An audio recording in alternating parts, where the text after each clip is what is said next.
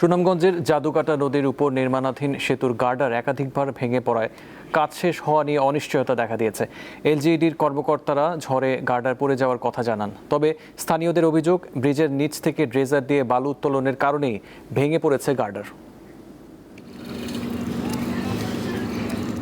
গার্ডার ভেঙে পড়ায় সুনামগঞ্জের জাদুকাটা নদীর ওপর নির্মাণাধীন সেতুর কাজ সম্পন্ন হওয়া নিয়ে অনিশ্চয়তা দেখা দিয়েছে। গত 17 মে সেতুর 5 গার্ডার ভেঙে পড়ে। প্রায় 100 কোটি টাকা ব্যয়ে নির্মাণাধীন সেতুর কাজ এ নিয়ে 2 বার ভেঙে পড়ল।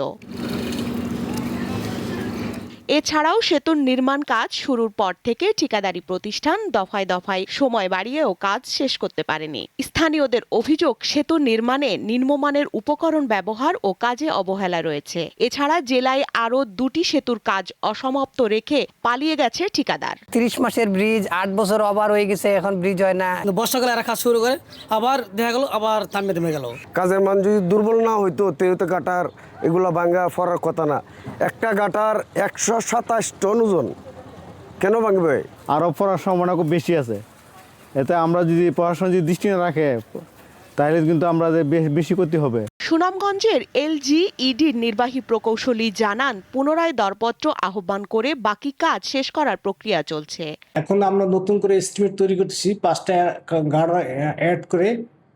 এই জন্য অবশ্যই আমাদের 1 থেকে 1.5 মাস একটু সময় বেশি লাগবে। তবে আমরা অবশ্যই আগে নতুন ঠিকাদারের সাথে নভেম্বর আগে চুক্তি করব। ঠিকাদারি প্রতিষ্ঠানের বিরুদ্ধে তদন্ত করে ব্যবস্থা নেওয়া এবং যে কোনো উপায়ে সেতুর নির্মাণ কাজ দ্রুত শেষ করার দাবি স্থানীয়দের।